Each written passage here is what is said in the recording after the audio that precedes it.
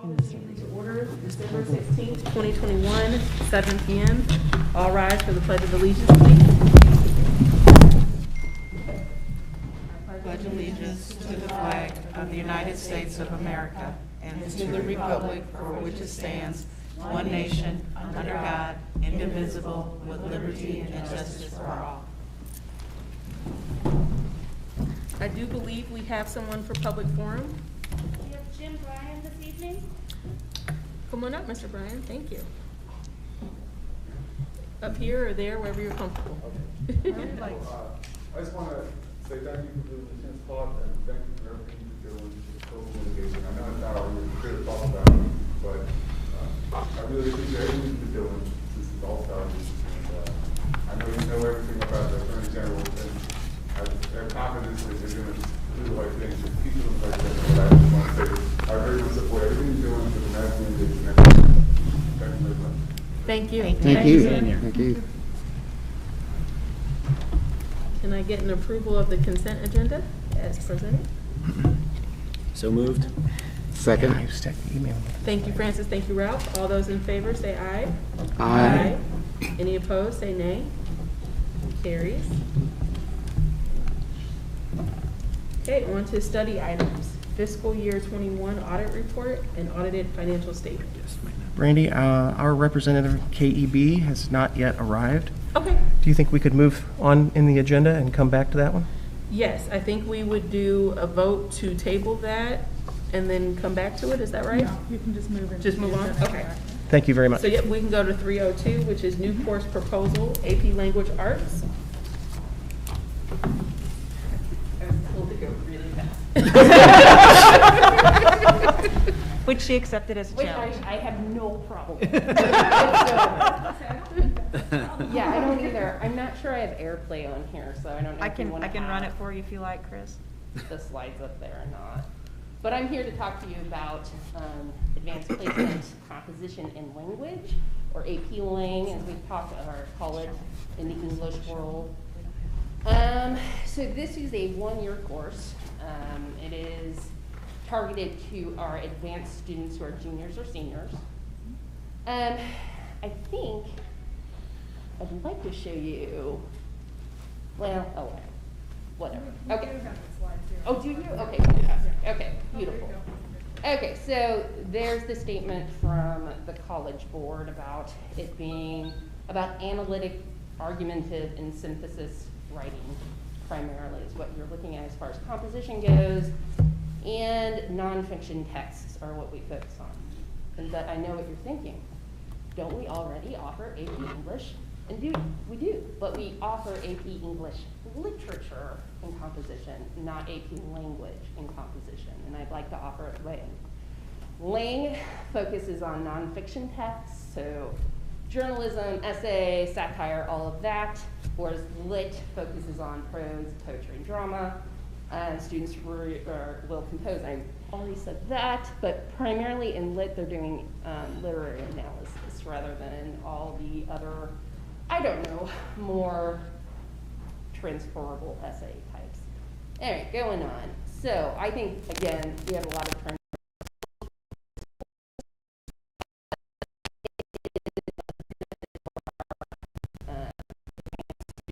Potentially they can get college credit. I've had parents ask for it, students ask for it. I used to teach this in my last district. I found that if students as juniors took AP Lang and then as seniors took AP Lit, they tended to do much better on the AP Lit test. It's a pretty standard course. It's offered just about everywhere, as you can see. State standards, yay, we hit those. We'd like to offer this next fall. Curriculum learning would take place in the summer. I would like to have 2 teachers be able to teach this course. Now, I've had all my training. I've done this before, but I'd like to get Rich McCollum also on board so that from year to year we could switch it off. So he would need to do the training for AP Lang. But he can do it, no problem. So here's our budget. Curriculum development, as you can see, it's not going to cost much as far as like textbooks and materials, because much of the stuff is public domain. And I would use a lot of contemporary literature, things that are published like right now. That way we can have contemporary issues also focused on. In there, I just think it's a win all the way around. So, yay. Any questions? Yes. Couple of slides before, it said may be college credit. What are the criteria to make it So college it credit? depends on the university, but you would take those AP tests in order to get the credit. Some want a 4, some want a 3 in order to get that credit for English. Usually they use it as that first year English in college and transfer it out. So I've had students in the past do Lang and Lit and graduate with 3 hours of credit. Anything else? And I noticed it said it's for juniors. Is it just for juniors? So I'm thinking, because I have a lot of juniors this year, like Ms. Radovich, I'm gonna take it next year. When I taught it before, we had it open to juniors or seniors.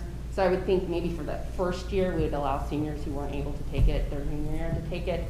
But then from there out, we would try to get our juniors there if they're interested in the advanced, and then their senior year take it. Yeah. Okay. Yeah. Me too. Well, I think you guys know I love anything that teaches you how to argue in writing, so. That's what it's all about. Yep. All right, thank you. Chris. Thank you. Thank you. Okay, we're gonna go back up to 3.01, the fiscal year 21 audit report and audited financial statements.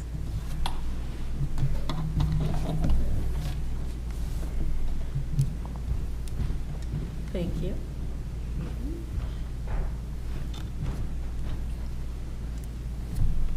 Good evening. I'm Brian Wertz. I'm a partner with Kerbrack and Brackman. We're the independent auditors for the district. Apologize for being late. This is my second of 3 meetings tonight. So the other one ran a little bit longer, and I got heading to another one after this. So all you school districts meet on the same night, I guess. Christmas. So. Usually we get a few knocked out in November, and it just seems like this year with COVID and everything going on that we're all sitting in December trying to get these things out. So. Yeah, I've been asked to do a brief presentation of our audit this year, and what I always like to do when we do these presentations is talk about what each other's responsibilities are when it comes to an audit, because I think there's been a misunderstanding by the public sometimes that, oh, if there's a misstatement in our financial statements, we'll have an audit and they'll fix it for us, and they'll find it and fix it for us. And if that's the mentality, then we now are a part of the internal control structure of the entity, and we are no longer independent. So. These financial statements are yours. The management prepares them in accordance with the basis of accounting that they selected, which is the modified cash basis, which is an allowable method. It's not GAAP, which is generally accepted accounting principles, but it is allowed. So the other thing that is important is it's management's responsibility to maintain an internal control structure to safeguard the district's assets, whether it's related to error or fraud, and to make sure that there's not a material misstatement in the financial statements that would go in undetected. Our responsibility then is to express an opinion on the fair presentation of the financial statements based on the accounting basis selected by the district. We perform our audit in accordance with generally accepted auditing standards, government auditing standards, and uniform guidance as that relates to federal programs. When we when we plan our audit, we, as a team, the audit team sits down and has a brainstorm session of where we think where the risks are, where there could be a risk of a material misstatement. And then we develop audit procedures to alleviate those risks and perform the audit. When we do an audit, we get a memorandum from the district and management about how certain internal controls work. And we will run transactions through that system to make sure that it's working as they described. And then, but we do not give an opinion on the internal controls. That's outside the scope of an audit. We even test the internal controls as it relates to federal programs, but again, we're not giving an opinion on the internal controls. That's outside the scope of an audit. The other thing as it relates to fraud, we're required to make inquiries of employees of the district and management of the district, if they were aware of any fraud. If they were, who would they report it to? And then if anybody in those conversations are alleging fraud, we're required to develop audit procedures to alleviate that. Or if something comes to our attention while we're doing our audit that leads us to believe there could be some fraud, we have to expand our procedures. But in the planning stages, we do not have to develop procedures to audit for fraud. I mean, that's just outside the scope of an audit. The opinion, just real quick, the opinion that we gave this year is an unmodified opinion based on the modified cash basis of accounting. So there's a couple of paragraphs in there that explain that. So it's not in accordance with GAAP, but basically on this based on this basis of accounting, it's an unmodified opinion, which based on our audit procedures, the financial statements are fairly stated. Internal controls, as we talked about the internal control, if there's any weaknesses in those, we're required to report those to you. There's 3 types of weaknesses. One's a control deficiency, which is a minor deficiency that we would report, probably, it's not required to be reported in writing. A significant deficiency, and then a significant deficiency that's considered a material weakness, which is basically the definition is a material misstatement in the financial statements. Is reasonable that it could exist and go undetected. So we're happy to report that we have none of those to report to you. And then as we audit the federal programs, each program has what they call a compliance supplement, which tells us what compliance requirements we're required to audit. And if there was any non-compliance issues noted, we'd have to report that to you as well. We're happy to report that we have no instances of non-compliance to report. The federal programs that we audited this year, to get our cover, we have to get 20% coverage of federal program expenditures, and we have to audit every major program once every 3 years. Obviously, this is a new fund, the ESSER fund, so we audited that, and we gave an unmodified opinion as it relates to the compliance on that program, and we had no material weaknesses noted, nor did we have any communications required under uniform guidance. In the audit package, there's also a state requirement, state procedures as it relates to budgetary and disbursements, accurate disclosure of attendance and transportation records. That part of our examination is done under attestation standards established by the AICPA, which is the American Institute of CPAs. The audit report that we gave on that was unmodified as well. Other required communications. The significant accounting policies are described in Note A. Again, we are reporting on the modified cash basis of accounting. There have been no changes in accounting policies from prior year. No transactions lacked authoritative guidance. The financial statement disclosures are neutral, consistent, and clear. We are always happy to report that we had no difficulties in performing the audit and no disagreements with management. The financial statements, there were no misstatements in the financial statements, so what that means is in the course of our audit, if we had an adjustment that needed to be made to the financial statements to get them in accordance with the modified cash basis of accounting, we'd be required to disclose that to you. There were no such audit adjustments. So we received a representation letter from management, which is dated December 15th, which was yesterday, and that's the date that the financial statements have been approved and ready to be issued. We've completed our all of our documentation. The letter basically says the management has given us all the information. It's complete and accurate. They made us aware of any contingent or commitments or subsequent events. So anything that happens after that date, we're not required to review to see if it has a financial statement impact. If management had any consultations with any other independent accountants, we'd be required to disclose that to you as well, which to our knowledge, they did not. Always like to appreciate show our appreciation to the people that help us get here tonight, and they always do a good job. It was a little bit of a struggle this year.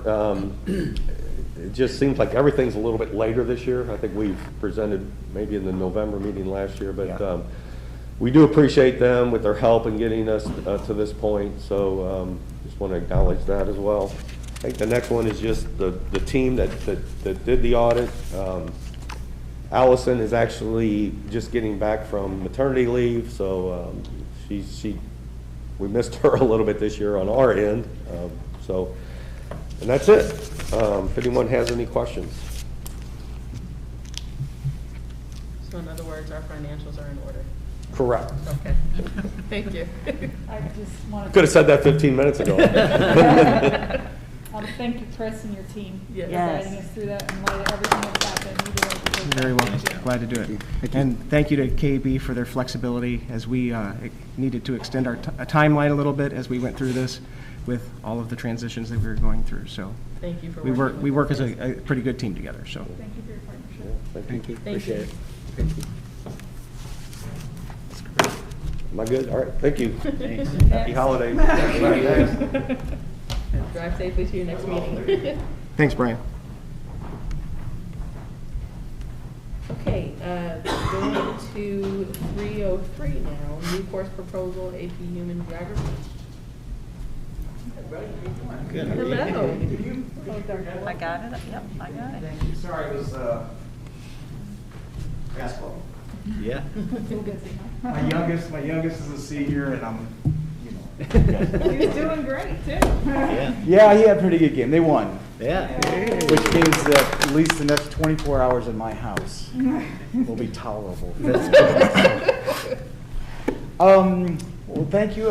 This is the Social Studies Department. We were wanting to ask and have you guys take a look at this proposal for a AP Human Geography course. This would, well, the course, if you see here, it fills a gap in our current offering. We do some social or geography work within the units and the courses that we offer, but nothing in depth or to the level that we probably should be doing and need to do. It does fill a hole for us. It gives the students an opportunity to earn another AP course credit in social studies, which we only have one now. We have AP World History, junior, seniors, and that's the only one we really offer. Well, it isn't really offer. It's the only we do offer. It's the only we offer. This would give them another opportunity to earn another credit. And we would open this one up to, I don't want to go too quick, but we would open this up to sophomores as well. And that would be one of the first AP offerings for the sophomore class that would be out there. I think almost all of them are junior, seniors. That's some AP stuff, College Board. If you scroll up a little bit, I'll get to the. Here are some of the big ideas and skills that come with it. This is actually, as I started to research this course, I was like, well, geography. We were kind of bouncing around geography, psychology. What do we want to AP offerings? We're like, what do we do? And since I already teach psychology, I was kind of going, I like the idea of AP psychology. But then Dr. Grauer said, hey, Rob, take a look at this one for me. The more I look at this, the better this looks. This really does a really good job filling in some gaps and in our geography offerings. And geography is not just capitals of states and names. This is human geography, this is physical geography, it's environmental geography, and it does a really good job. It also, if you see here where it says core skills, concepts and processes, spatial relationships, data analysis, source analysis, scale analysis, all stuff that are historical thinking skills that we practice, but this would give it a really good, practical, real-world application that kids can put their finger on and maybe take some of those things we do in our other courses and make them even reinforce them and make them stronger. We're shooting for the fall. We'd like to start it in the fall. We think that it would be a good time to start that. I would start the writing on it. Well, I've kind of already started digging around and putting stuff together. There's a lot of, you got to put a lot of stuff together, and you got to work through the College Board to get a lot of this done. It would be a year-long course. It would be the MRH grading scales. This is more about how it would impact our students. Again, I've been teaching our kids for a long time, and one of our struggles has always been making geography relevant within the content of what we're teaching. this would give just a really good, firm foundation that we could, you know, Christina, Shane, and everybody else that teaches the courses, we'd be able to draw from. This is really solid stuff. Landscape, course costs. I would have to write it. And that would, and since it's College Board, there's the Summer Institute that you would, and it's actually really beneficial to go to those Summer Institutes. I think this one's online, which is why it isn't it's relatively not expensive. So that would be the total hours. I don't know exactly where it'd be. The Summer Institute, like I said, is online, so there's no travel. Shouldn't be. Not that I want to go anywhere right now. Let's see, course review. Oh, these are some of the materials that the College Board recommends. That's what that is, it's a recommendation. I haven't had a chance to dig in and see if they would be applicable or not yet. Some of the stuff we may have already, but that is the recommendation for the supplemental stuff for that. And wow, that was quick. For me, that was quick. Are there any questions or anything I can answer? I can do my best. So I know I wrote this and then I was out for a medical reason and then I came back and I got this morning, I guess I was a little behind. I said, hey Rob, do you know you're presenting in front of the board? And I go, what? I said, but I got a basketball game. You see where my priorities are at, right? No, this is good. No That questions? was good, yeah, thank you. Good seeing everybody. Good to see you. Thank you, Rob. Thank you so much. See you later. Yes, awesome. Yeah. Hey, how's it One going? more for. Good seeing you. Not a question specifically for the presenters on these, but it would be helpful, I think, for me to understand more of the range of, especially the AP and, you know, college credit courses. And I can't remember if we've looked at sort of that,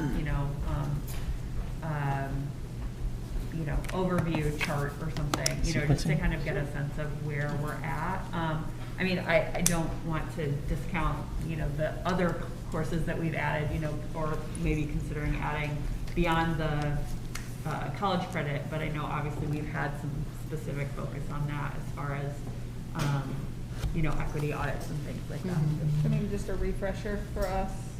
Yeah. Because it's been a while since we've looked at and now we've added, or So hopefully we added. specifically, because I know that's been a goal to add AP and dual credit classes, that's specifically what you're asking to see. Yeah. I mean, I think especially since we'll be approving, voting in the next meeting, seeing some sort of, just check in about where we're at with the course catalog. Again, I don't need to get in the weeds of the course catalog. I know that's where y'all are, but yeah. What do you guys think about follow-up too? I know that we've approved several courses over the years. I'd love to see, how did they work out? What was the enrollment for them? Was it what we thought? Or, You're really asking that in the December board meeting? I don't even want to look over there right now. I know, right? Not now, but at some point, I would love to just see that, so that we can see how it's turned out. I would like to know, finance-wise, if we're okay, because I'd love to say yes to all of it. So Right. what it means for us to say yes financially. Right, okay. All right, course change proposal, vocal music by Michelle. Yes, can I screen share my own so I can, thank you.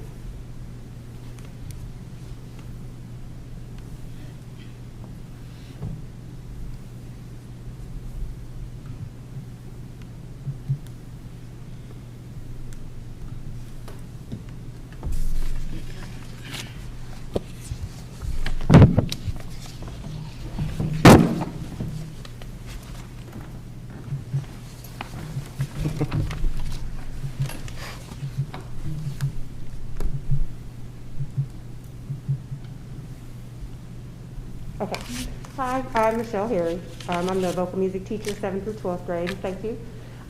This is my 3rd year in the district, and I've never presented in front of a board, so sorry if I stumble, sorry if I sound crazy, but this is the first time I've ever done this in 18 years teaching. So. You're going to do great. You're going to do great.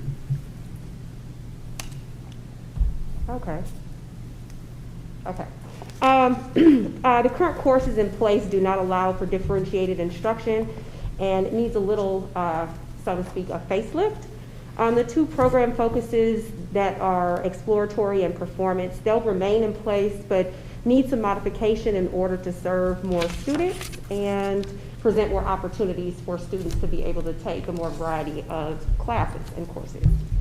And in order to catapult the secondary vocal music program, because the middle school program, the way it is designed right now, it is completely fine, and I don't want to mess with that because it goes with the flow of the program, the idea that I have. Curriculum and course revisions need to occur in order to ensure measurable growth in the music program, genuine student success and growth of each individual musician, exploratory and performance focus.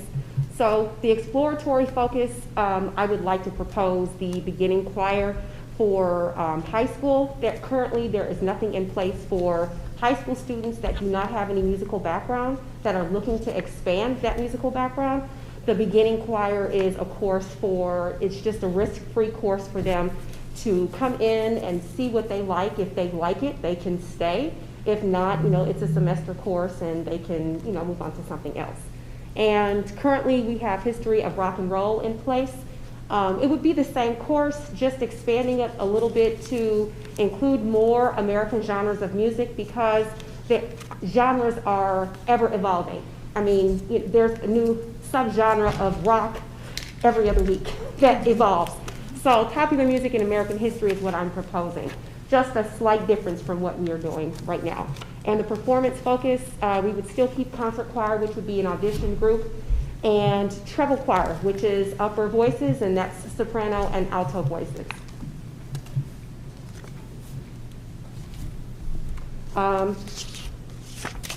Currently, there are very limited opportunities in the 9th through 12th grade curriculum to explore in the performance realm. And vocal conditioning no longer serves the MRH music department. Currently, there's one student enrolled. She's a very sweet girl. She's moving on to concert choir. She has moved mountains this semester. I'm extremely proud of her. And she's very ready to move on, and keeping her behind would only hinder her. So I am going to move her on. I do have a couple people on the list for vocal conditioning, but that is what I'm proposing to change from vocal conditioning to beginning choir. And the treble choir should be added as an audition-based performance course. This allows for students to spend 1 year in a beginning choir class and move up to either concert choir, which is soprano, alto, tenor, bass, and treble chorus, which is soprano 1 and 2, and alto 1 and 2. The additional performance choir provides an advanced elective opportunity for music students. I always have an influx of upper voices and more detailed female students or girls that identify as girls. But I always have an influx of those voices, and to create a performance opportunity for those voices would really expand the performance portion, the performance structure. Currently, you'll see the first 4 vocal conditioning, stage band vocals, concert choir, and history of rock. The stage band and the stage band vocals class would serve so many more students if it were moved to an after-school activity, which would open up a course for band and a course for choir as well, which I would like to do the treble choir in place of that. And the proposed high school courses are below: treble choir, popular music and American history, beginning choir, and concert choir. Concert choir still would stay semester or year-long, depending on, sometimes there's a class conflict and kids have to unfortunately drop for a semester to take that class that was conflicting, and then they typically come back to choir. I would also like to make the popular music and American history class sophomores, juniors, and seniors. And that is just because of the rigorous content that we cover. We talk about a lot of racial issues, racial disparities in the 50s and the 60s, cover civil rights, and I just think that if we reserve that for students that are a little bit more mature and older, they'd be able to handle the content more.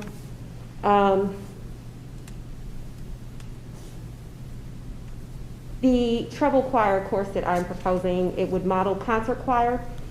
focusing on upper level repertoire. This course would have the same background, expectations, and protocols as concert choir, just with the different voicings. It would be modeled the exact same way. The only difference would be the voicings. And all genders are welcome. It's gender fluid. And this is the budget proposal and curriculum writing hours, 75 to 90 hours. And the textbooks, which we currently have, but I anticipate that we're going to need more of them. This also comes with the Oxford University Press. It comes with a digital, but you have to order it every year. And they have an educator's discount. You would have to talk to their representative about that. But the opportunity, I've been talking back and forth with her, the opportunity for these students to be involved with this digital resource is incredible. And the opportunities for them to learn more things and expand their knowledge and see other things is really good with this digital resource. And the proposed budget for treble choir and beginning choirs, 50 to 60 hours. Because I'm modeling it after concert choir, it's pretty much going to look the same. And the budget is pretty much around $2,500. And timeline, the goal is to be completed with all curriculum by August 1st, 2022. Courses offered for the 2021-2022 school year. Sorry if that was long-winded, because Roxana told me to keep it very short and sweet. So I try to do what she tells me to do. Are there any questions? Do you anticipate that students could participate in the SATB and the treble choir Yes. At the same time? But by all means, Okay. if their schedule allows for them to be in both courses, most of the time that would happen for juniors and seniors because the sophomores and the freshmen have gotten their classes out of the way. Sometimes that happens and they're able to take both classes at the same time. And they can do that. They can go back and forth. Any other questions? I guess my other question, sorry, That's okay. is, I mean, do you anticipate that you'll have enough interest? I mean, I don't feel like I have a good handle on the music program since like the Blue Devil band was doing a lot more, like external stuff. So, I mean, do you think there's enough interest for all of these to run simultaneously? I have 17 interests currently for the upper level. That's why I proposed it. Great. Great. So I didn't put that data in there. Yeah. Probably should have added that. I know you all like data. So. I just know we have a lot of multi-talented students here, Yes. so I'm sure there's. I have a you lot wanna that are in take- band and Yeah, choir, yeah. and they're all able to those take a AP band. classes Yes. too, right? Yeah, exactly. Theater, they're all, Yeah. they want to be in it all, so. Great. Yeah, I think this creates a lot of flexibility for those students, or more than we've had in Yes. the past, which is always good. Yes, And I really like that you indicated that a lot of students who don't have any musical background can get started in it. That's awesome to give them an opportunity versus, hey, if you haven't had it, then you're just out of luck. yes, and that's what was, I was running into those issues, and with concert choir, I had, not currently, I've actually kind of gotten better, but I had multiple levels of abilities in concert choir, and it's just not fair to those students that have worked very hard or have been in choir, and then those that have started out, they feel like they have to rush to learn them, just everything that they need to know, and it just creates an imbalance. Any more questions? Thank you. Thank you. Thank you very much.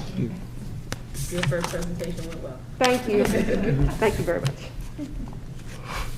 You all have a good evening. Have a good holiday. Thank you. Thank you. Okay, program evaluation, human resources. Yeah, so we do a program evaluation in human resources for you every 2 years. And so every 2 years we try to think of a question that would be informative. And so one of the things we've been talking about is the impact of COVID-19. So we wanted to look at how COVID-19 has actually impacted our leave. And I'm going to speed this up and talk about findings as we go through slides, but the purpose of the evaluation was really just to see if we can understand what was happening both with leaves for purposes of our compensation and benefits studies, but also to see if we can understand what's going on with our employees more and how they may have been impacted by COVID. So this study looks at 251 district employees. You can see the numbers of how many people are in each of the categories. We have about 45 people who work district-wide, about 71 people who are coded to ECC, 57 for the elementary, 27 for the middle school, and 45 for the high school. So that would give you reference points, and I've tried to replicate that so you can see those numbers for the building staff and what percentage of employees fall into each category. So the first category that we would be looking at is our bereavement leave. What you'll notice in the bereavement leave is that there was a disproportionate number of staff that had to take bereavement leave in period 1. You're going to find last year when we were out primarily virtual, leaves were down in all categories, and there's a slight uptick again this year. But overall, those trends look pretty normalized. You can see kind of the dip in the middle. When we look at sick leave, you see a normal distribution of leaves percentage-wise across buildings. You'll notice that we had a dramatic decline in people needing or using sick leave when we were all virtual, and you'll see that those numbers are normalizing again. When we look at sick bank leave, this has been a category that we're watching. So we have had a unusually high number of FML leaves, including catastrophic illness. So we do have a sick bank that can be used when you run out of leave and you need to take more. So while our sick leave looks normalized, we do have a much higher number than usual of individuals who've had severe incidents and are having to be out longer. And so our sick bank usage, well, you can see what that looks like, much higher than it has been in a long time. Same with sick leave without pay. So sick leave without pay would be when leave benefits end and the employee still needs to remain out for some period of recovery. So you can, again, see what that looks like, and you can see that that is unusually high for us currently. Personal leave is also something that we're looking at. So you can see that personal leave was down in the middle in period 2. It is up somewhat in period 3, and we continue to see more requests for sick leave, or excuse me, personal leave come in. Currently that distribution is about 2.8 leaves per person, and school term staff get 2 personal days per year, and they carry 1 over if they haven't used it. And so I think what this is telling us is people didn't use it last year, and they're all using it currently. So, you know, and the request for personal leave continues to be a point of conversation. Healthy start leave, also you're going to see inordinately high numbers. So we have more babies that have happened in the last 2 periods than we've had before. And so you can see what those leaves look like. And then here's our COVID leave. So this is COVID family leave. So this is leave that folks can take at 2/3 pay if they need to care for a family member who has had COVID, right? And so it was federally paid, and then the board continued payment, wasn't. And so we've had 44 instances of family leave needed last in the middle period through 2020, and then this last period that I took through the beginning of the end of November, you can see that we've had 47 additional days. So that's a fairly even distribution.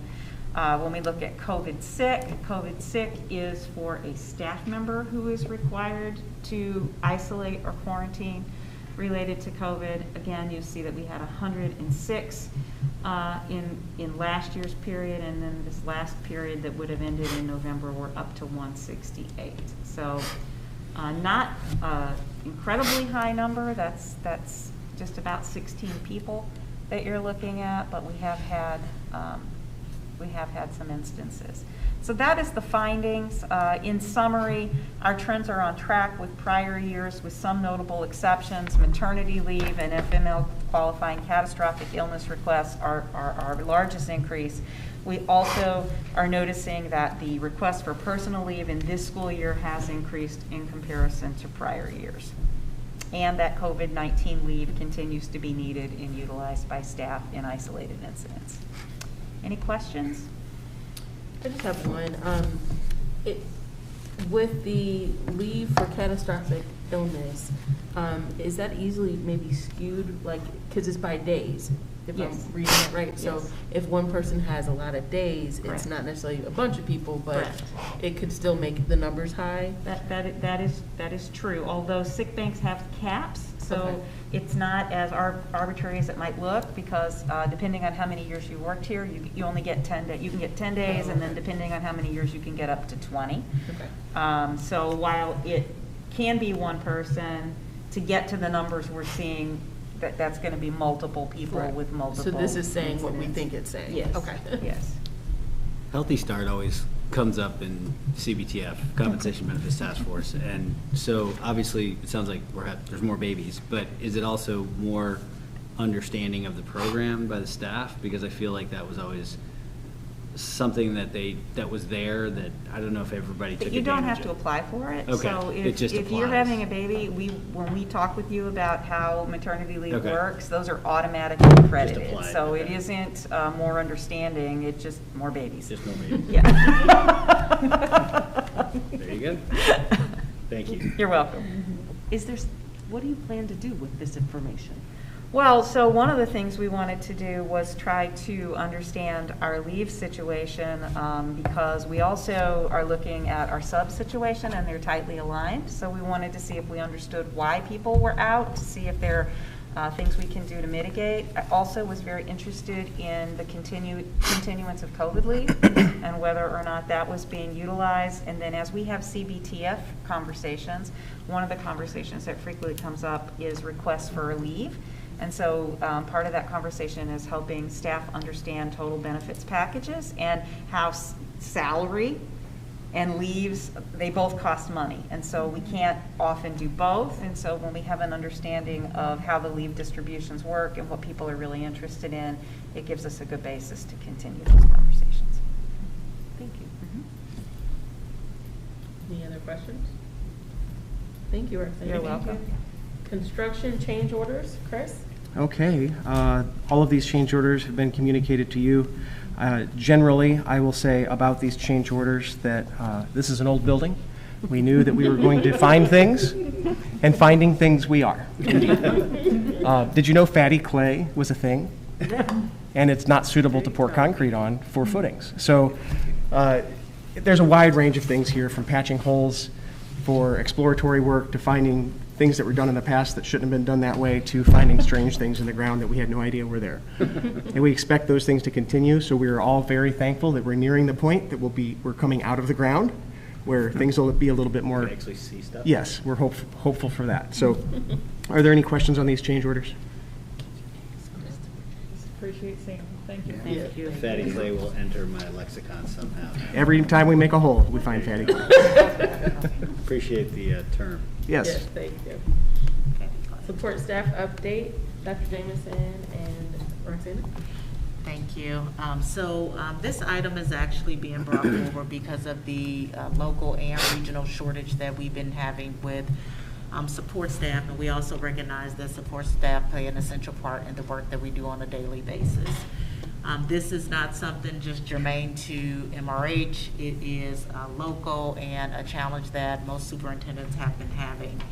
And as we begin to think about how we approach to address some of these concerns, some of the conversation were geared around pay, looking at how we can support the transportation needs, which will be addressed here, in addition to other needs, which will be discussed by Roxana and what the recommendation will be. You will also find a survey will be sent out to really look at the needs of parents as it relates to childcare. That is a grave need for us as a district when we think about Discover Club. And because our program is licensed, there are barriers that currently exist that hinder us from hiring staff. And at this point, the department has not been able to support with the change in the shifts for that. So I am going to pass it over to Roxana to talk about the work that we've done thus far. Yes, so it's rough out there, as you're aware.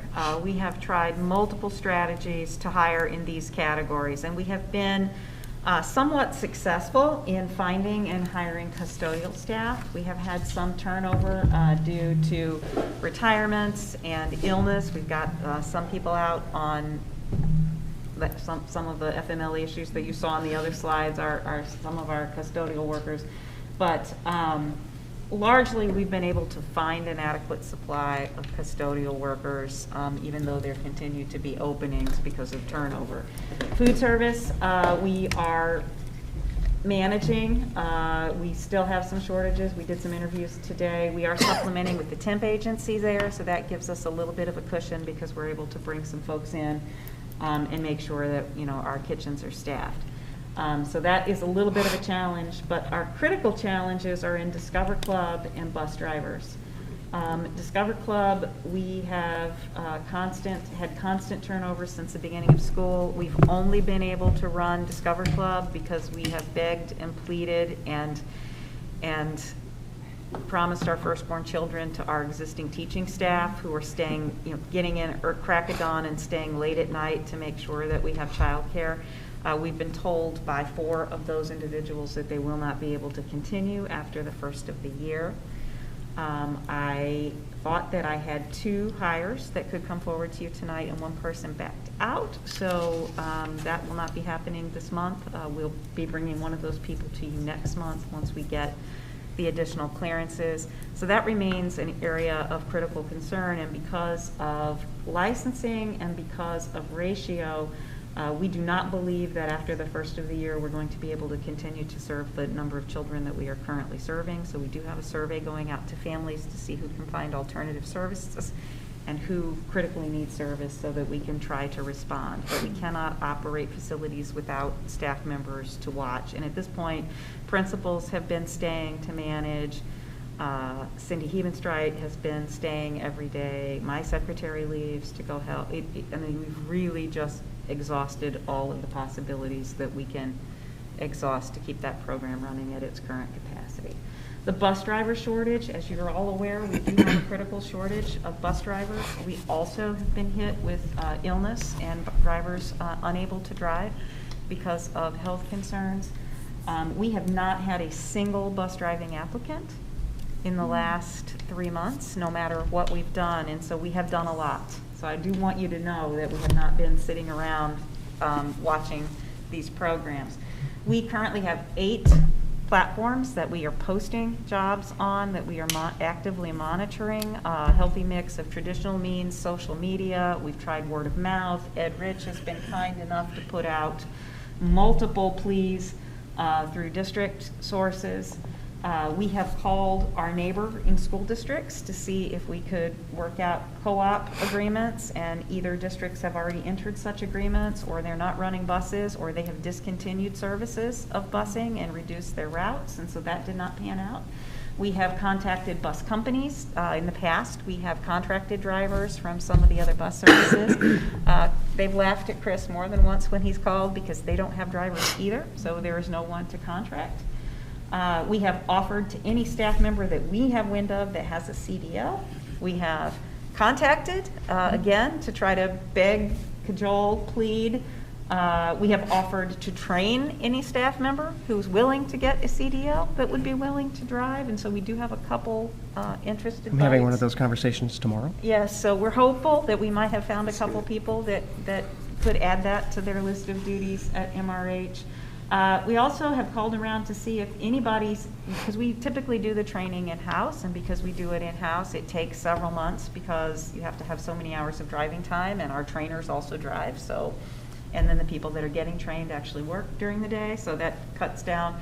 So we tried to call around to see, is anybody doing this? Could we get this done on the weekend? The people that typically do it are not doing it because all of their trainers are driving routes. So what we're hearing is essentially everyone is in exactly the same boat that we are. And so it's been a real struggle. And I do want to give a huge shout out to our current bus drivers, who I know people are frustrated because routes have been taking longer, but these people are driving multiple routes a day. Because we don't have backup drivers, most of them in a typical year only take 2 trips a week, let's say. Some of them are driving every night of the week to make sure that our kids can get to places that they need to take. So While we think about trying to hire drivers, I also am very mindful of the very real toll and struggle that this is taking on the drivers that are here that continue to show up. So that's going to factor into our recommendations when we talk in just a bit. Discover Club, we have reached out to local universities to see if that might work. We have not really gotten any takers. We have asked for and obtained permission to use high school students, and we had 3 students in queue. They have all backed out. We are going to send that parent survey to determine critical need. That should go out either yet this evening or in the morning. And currently we are making do because we have offered overtime and stipend work for anybody and everybody that would be willing to step into those roles. And so that's where we are.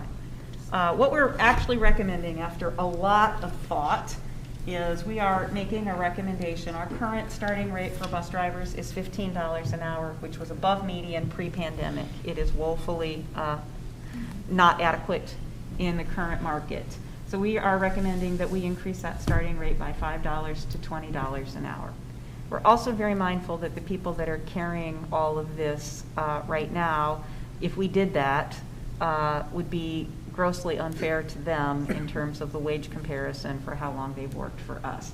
So we are, for the first time in the district, proposing a blended rate for all of our drivers. So they would have, because all of our drivers are bus driver custodians, so they would have a custodial rate, which is their current rate, and then we're proposing that we add $5 to that for a bus driving rate, and they would just clock separately for those positions, so that anytime they're on a bus, they get the bus driver rate, and anytime that they are doing their other role. That would cause us to do blended rate for overtime, and we'd have to figure out how to do that any day they're absent, and that's all based on percentages of their normal work rate.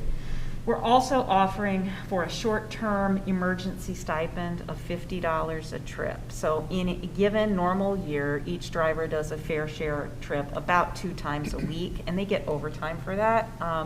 But right now, they are running all the time, and so we would like to propose an emergency stipend of $50 per trip for any trip over 2 that they have to take. So they would still get their rate, they would still get their overtime, but they would get a stipend of $50 to, in some way, some small way, compensate for the fact that they are not having nights and or weekends as they have in the past. We don't believe that the stipend, I think the stipend would remain intact, but we don't believe we would need to use it in a normal operating year, because we would go back to 2 trips per week as part of a fair share. For Discover Club, currently, our recommendation is to continue to advertise for child care workers in multiple venues. We want to continue our overtime stipend for existing staff members who can assist. So we are bringing a new one. We're rotating some out, and we are bringing a couple new ones on after the first of the year. And then we will have to reduce the number of available seats to make sure that we can manage the situation and maintain our safety ratios. We're going to use a parent survey to do that, determine critical need, and then critical need cases we will do our very best to keep, and then everyone else we will use the timestamp by which they enrolled in Discover Club to determine, what first come, first serve was. So, what questions do you have? That was a lot. I mean, you're doing everything you can. Roxanne, have we considered a signing bonus to get drivers or anyone to work in a Discovery Club? We have considered signing bonuses, and we have looked at what other districts are doing. When we went through the range of what that looks like and we talked to our existing personnel, there was very mixed feelings among our existing staff about what that would look like. And when I talked to other HR directors about how is that working, they're spreading, so they're doing a signing bonus, they're spreading it out so that you don't give it to somebody all at once and have them quit, but they're still having turnover and hiring pieces. So we want to try this first. I'm not ruling it out. It's something that we might want to look at in the future, but we thought we would go this route first and see. I don't know if money's going to do it because, again, I've had 0 applicants.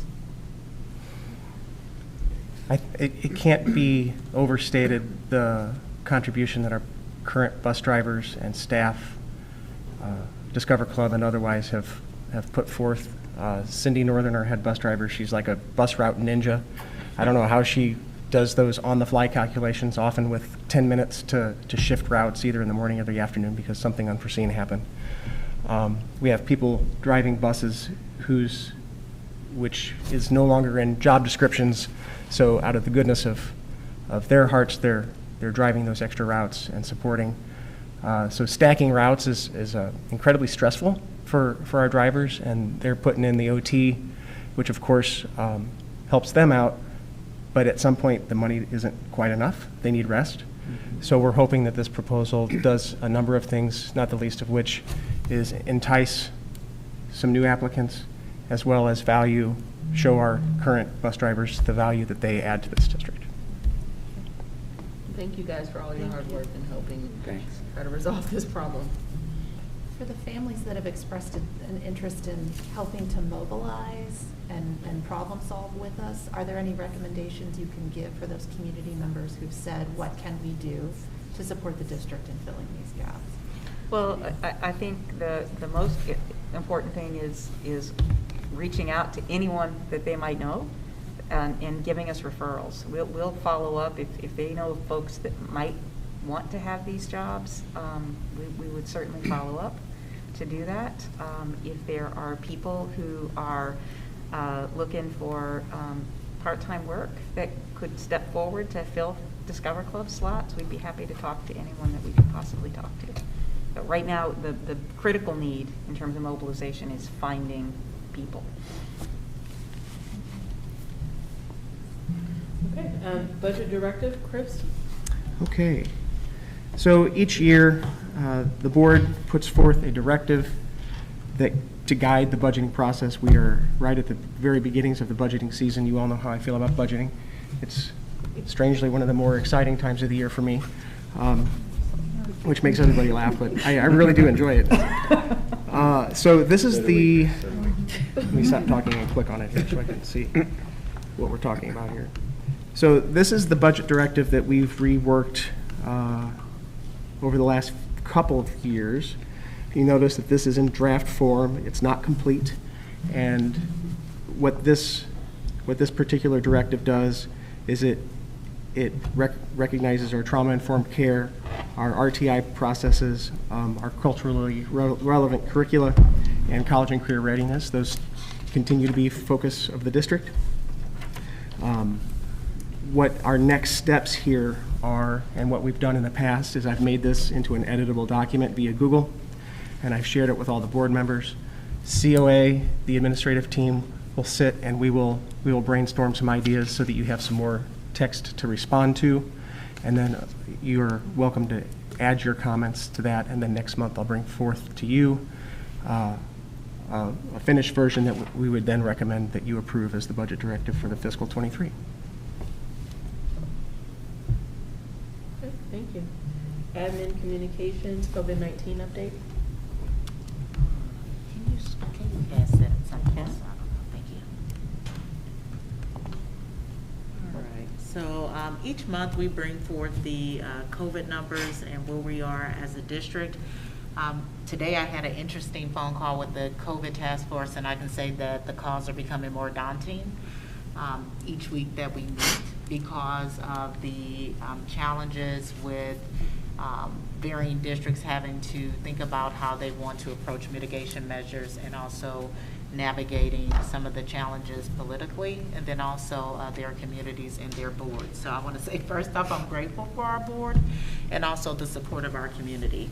One of the things they shared that I wanted to start off with was the impact of the Delta variant, and then also the new variant, Omicron, that's coming apart. And so they said that 1 in 100 people are hospitalized with Delta, but only 1 in 50 with Omicron. But there are 3 times as many cases with Omicron. It will surpass the hospitalization impact on the region. And so my question to them was, what does that mean? They said they will not have beds for our pediatric children, and then also would not have beds available for adults as well. And so they talked about the increased transition with the new variant, and then also that our mitigation measures do work in order to keep students in our community safe. So just to kind of show you here, this is the data from December 8th. Normally I update the data, but just from December 8th to today, the transmission rate is 1.28%. And the positivity rate is 11.3%. And so again, we're continuing to see an increase regionally for St. Louis County. When you begin to look at some of the other counties, you can see that there are increases that are continuing to go apart. So I do particularly like this chart because it gives us an opportunity to look at the COVID-19 positivity rates in a different manner. So when this was previously reported, we were at 10.4%. As of today, it's 11.4%. And then for the 7-day COVID rate, where we were 208 cases per 1,000 individuals, we are currently at 230 cases. So again, the data still reflects that we need to continue to press upon our mitigation measures and then also look at increasing vaccination amongst our pediatric and our youth. And we'll talk about where we are as a district. For the zip code for 63117, we had in the past 14 days, as of December 8, 27 cases. As of today, we had 45 new cases, and the new cases per 100,000 persons actually increased from 314 to 524 for the zip code of 63117. For zip code 63143, we actually had a decrease, and we only had 39 new cases in the past 14 days, and 551 new cases per 100,000 persons. Right before fall break, we were actually doing quite well. Vince and his team and the nurses were contact tracing and ensuring that students are remaining safe. The fall break did have an increase for us. These numbers were pulled last week. Now for students, we only have 4 active cases currently. We do have 27 students currently who are in quarantine, which includes a classroom at the elementary school, and we have 0 students in modified quarantine currently. So again, the mitigation measures work. We are finding that in most cases the transmission is not occurring in school, but actually outside of school. Wanted to continue to show the vaccination rates for students 5 to 17 and also 5 and older. You can see for 5 and older, the percentage of students in St. Louis County who have initiated, and then those who are completing. And so on the call today, they did say that we need to continue to push vaccination for students from 5 to 11. And as you are aware, we did have our vaccination clinic this past Saturday. And I want to thank Chris for setting up the technology, and also Vince and his team for running that. And we did have a large participation rate, which also included boosters as well. And then as of the 8th, we had 57% of our students who are vaccinated. That number is now 58%, and our MRH staff vaccination rates remain at 93%. Do note that the information will be updated. Vince is working to send out information to families to ask them to submit vaccination information for those students who are in the age of 5 to 11. And I just wanted to put this information here just to talk about what board policies support our mitigation measures. So policy EBB, which kind of outlines some of the universal precautions and categories for potential risk, and then also our responsibility for reporting that information. And then also policy GBE, which basically states that we are required to continue to have a safe working environment, and then also giving prompt consideration in regards to those considerations that we have. These are our current mitigation measures. We also attach to this particular item our return to learning plan, which includes this as well, and this will come back as far as the return to learn plan for voting under the action section of this item. I welcome any questions you may have. As far as the changing conditions in the districts around us, do you see that impacting our procedures around athletics or other inter-district activities? That's a great question. We actually talked about that in COA. So Vince is currently researching and actually had a meeting with a company for Test to Stay. And so basically, they would place a Sprinter van wherever we selected. We would identify the days of the week, and individuals, including athletes, could go and actually test. So that is conversation that we're having with the hopes of actually implementing sometimes in January, and that is actually at no cost to the district. In regards to other districts, currently the districts who initially were thinking about going mask optional, some of them are now going back to continuing the mitigation measures that they have, which includes staying with the mask. And are athletes currently abiding by the practices of the district that the game is being played in? Is Misha setting standards across? I'm obviously concerned about the health of our children when they're going to the Wild West counties. So our athletes are following the mitigation measures that we have in place, and Misha actually sent out information basically saying that they recognize the Cole County ruling and also the request of the Attorney General, and asked that school districts continue to implement their mitigation measures, contact tracing and things of that nature. But as far as like holding students out, they're still continuing that. So if a student tests positive for COVID, they are out for that 10-day period, and then they also have to submit documentation that they can return to play from their physician. So they still are requiring that, but for us, we're following the mitigation measures that we have in place, and we are requiring our participants and spectators at the games to wear masks when they enter our facilities.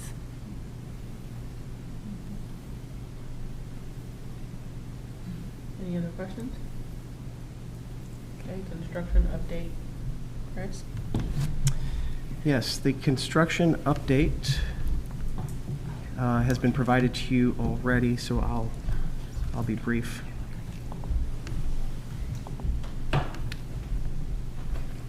All right, the budget is tracking as we would expect on the high school and middle school projects. The elementary school project and the early childhood center project. The ECC and elementary projects are all but complete. There's just a few items left outstanding. We expect those to bill, those final bills less a bit of retainage in the next month or so. As you go through on the budget here, you'll see that we did go over budget slightly on the elementary school contingency. However, we're slightly under budget on the ECC, about 50% of what we went over budget on the elementary. All things considered, we're in pretty good shape there. I will say on the projects overall, we are on razor-thin margins, so we will continue to report these numbers and keep the board informed if things shift and we need to make adjustments. Other than that, I would welcome you to just walk the perimeter of our campus and look how things have changed. It's quite exciting to see all of these things happen, especially as we come into winter. And both Wachter and Trico continue to be good partners, along with Ittner, as we go through these projects. I just want to say thank you for your watchful eye and close attention and transparency in providing this. We're hearing a lot in the media about problems that other school districts are having around their construction. And I feel very confident that we're going to come in as close as possible on budget. So thank you. My pleasure.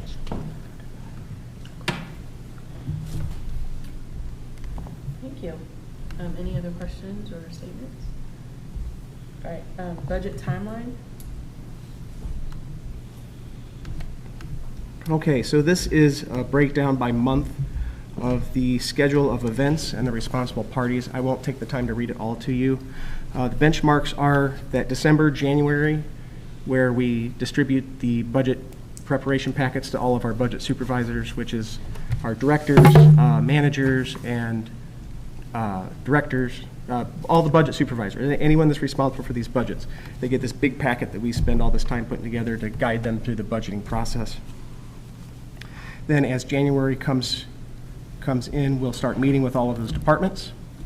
And then in February is when I start bringing things to you, chunking these items of this massive budget to the board so that we break it into digestible chunks and make sure that we keep updating that month to month. So in February, you can expect to see a projection, a first projection on revenue, which is I'll give you the most accurate numbers that I can with the information that I have available, knowing that as we come into the spring, those numbers will firm up, and the closer we get to the approval of the budget, those numbers will be as close as I can get them until we set our tax rates the coming fall. So it's always a challenge to shoot for those targets when we're not sure quite what we're aiming at, but we do our best. I think this chunks up the process really nicely and makes it more digestible for us and the board as well, so I appreciate the timeline. Quite welcome. Any questions? Okay. Thank you. Okay, Ed, Proposition E progress update video.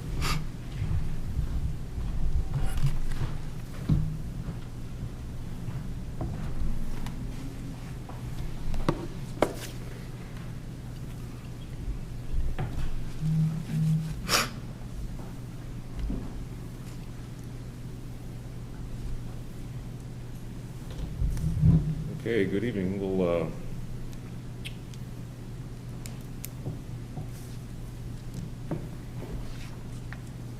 start over here in the Commons. So that large pile of dirt sort of comes and goes. 1 week it's there and 1 week it's not. As we near what Chris was referring to as the point where we no longer have to be in the ground, where we don't want to be. If the dirt's going away, that's the fatty clay. Yeah, the fatty clay, thank you. There's a still photo coming up here that's kind of misleading that shows what it looks like when the dirt is not there. It has returned this week as they began excavating over by what used to be the gym entrance. So there's been a great deal of electrical upgrade work throughout November and continuing this month in the western half of the main building. One of the interesting byproducts of this is that the fire alarm occasionally gets tripped, but that's okay because we always get plenty of warning that it's going to happen, so we can notify the population that there's no actual emergency. At this time, there is one way for the student population to enter the cafeteria, and that is via the first floor hallway. More coming up on that here in just a second. This will be your last look at the tree, which stood between the old bus driveway and the Maplewood City Library for decades, I suppose.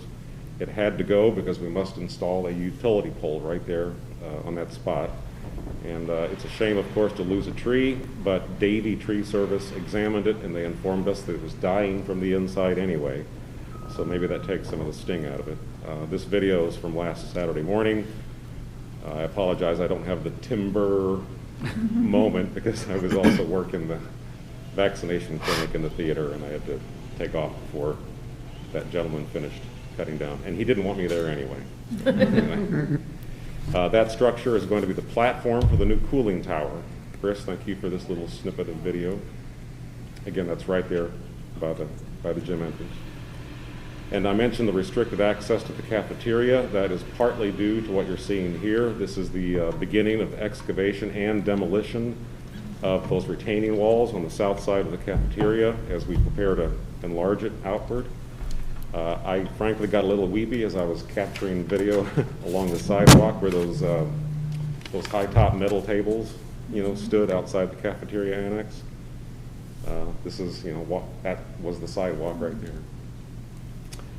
And on the other side of those doors are the stairwells where that caution tape was, directing folks to find another route. So that's kind of what it looks like. And those high-top tables, we were able to relocate to a large mulch area that we have at the west end of the building, so the students are still able to use those, at least right now, while we're under construction. So they are still in play for students. Thank you. Thanks, Ed. All right, Chris, fiscal year 22 November financial statements. Okay. Do we make a motion? Yes. So, in light of some time-sensitive material that needs to be covered later in the meeting, I'd like to make a motion to amend the agenda to table items 4.05, items 4.06 to the next month's monthly board meeting. Do I have a second? Second. Thank you. All those in favor? Aye. Any opposed? Okay, motion carries. Okay, I will be brief. The items of interest take you through the 30,000-foot view of what's going on with our revenues and expenditures. This is always that time of year where we're anxiously awaiting the first receipts from the county for local property taxes and personal property. So we're expecting those in the next week. Expenditures are tracking as we would expect on the salaries and benefits side, as well as the purchase services, of course skewed by the COVID year and virtual learning and how that changed how we spent money in that year to year and a half. Capital expenditures are tracking higher than they were, but we had a big sprinkler pipe break over at the elementary, and we're still working through the insurance aspects of that. So I'll scroll to the last page, to the fund balances. So right now, with last month's budget amendment, we're budgeting right about a 46% fund balance. Of course, we do anticipate adjusting this budget slightly as we continue through our fiscal year. But I do expect, as you see now, finances and the financial position of the district to remain strong. Any questions? Thank you, Chris. Quite welcome. Okay, calendar of events, we actually just covered most of this. Just a reminder that the 28th is the last date for candidate filing. And does anybody else have a liaison report? SSD Governing Council revamped their vision, mission, and goals. If you want to know more about that, I'd be happy to share it. Thank you. I'll just mention CBTF has been really efficient this year, and we canceled our December meeting, and we'll be picking that back up in January. Okay, on to action items. Construction change orders, can I get a motion? Move to approve the construction change orders as presented. Second. Thank you, Rachel. Thank you, Amber. All those in favor say aye. Aye. Any opposed say nay. Motion carries. Mitigation measures. I move to reapprove the MRH universal mitigation measures as presented. Second. Thank you. All those in favor? Aye. Any opposed? Okay. Course change proposal for the high school apprenticeship metaphor. Approve the recommended course changes at, I don't, Yeah. As presented. as presented. Second. Thank you. All those in favor? Aye. Any opposed? Motion carries. Support staff, audited financial statements. Move to approve the audited financial statements as presented. Second. Thank you. All those in favor? Aye. Any opposed? Motion carries. Okay, support staff update. I move to increase the driver's starting rate by $5 to $20 per hour, create a blended rate for all staff who drive buses as part of their workday, raise salary by $5 per hour for bus driving portion of the day, ensure a blended rate for overtime, and offer an emergency stipend of $50 per trip for each trip outside regular shift required of a driver beyond 2 per week, and to offer a $50 per trip stipend to salaried workers who drive trips outside of normal work hours. Second. Thank you. All those in favor? Aye. Aye. Any opposed? Motion carries. Okay, executive session, motion. Okay. I move to enter into executive session in accordance with Section 610.21 and subsection 3, 5, 6, 8, 9, and 13, and Section 610.022 of the revised statutes of Missouri on December the 16th, 2021 for the following specific reasons: personal matters, identical student matters. And legal matters. I'm sorry. Okay. Okay. Roll call. Can I get a second? Second. Roll call. Roll call, please. Yes. Yes. Yes. Yes. Yes. Yes. Yes. Okay, motion carries. Do you mind if we go like literally straight into it? Sure, as long as we let our guests. We have to give everybody time, right? leave. And that's it. Thank you. Oh, yeah, they can get it too. Thank you.